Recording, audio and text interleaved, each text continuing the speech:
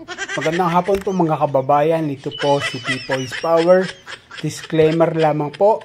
Ito po ay idea ni Coco Locoy na aking idolo sa pagbablog. Okay, napanood ko po ito sa kanya.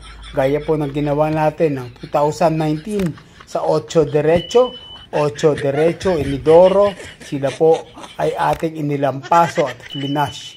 Kahapon po ay nagkaroon ng sortie o ng campaign o nagkaroon po ng pagpapakilala sa mga kandidato ni Marcos doon sa Ilocos na kanilang tinawag na alyansa para sa bagong Pilipinas.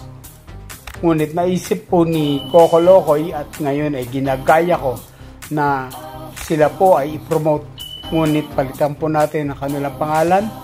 Ito po ang kanilang pangalan ngayon. Charan! Adik Alyansa Diretso Inidoro Cubeta. Ayan po. Kaya pag-aksayahan nyo po sila ng inyong mga tawa at kakatawa dahil sa darating pong eleksyon, sila po ay ating ipa-flash din sa Inidoro. Ang mga traidor sa bayan na ito.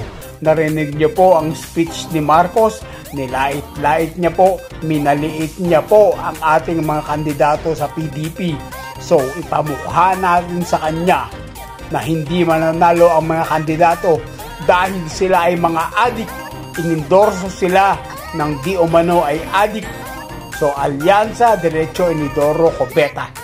Ayan po ang mga kandidato ni Marcos.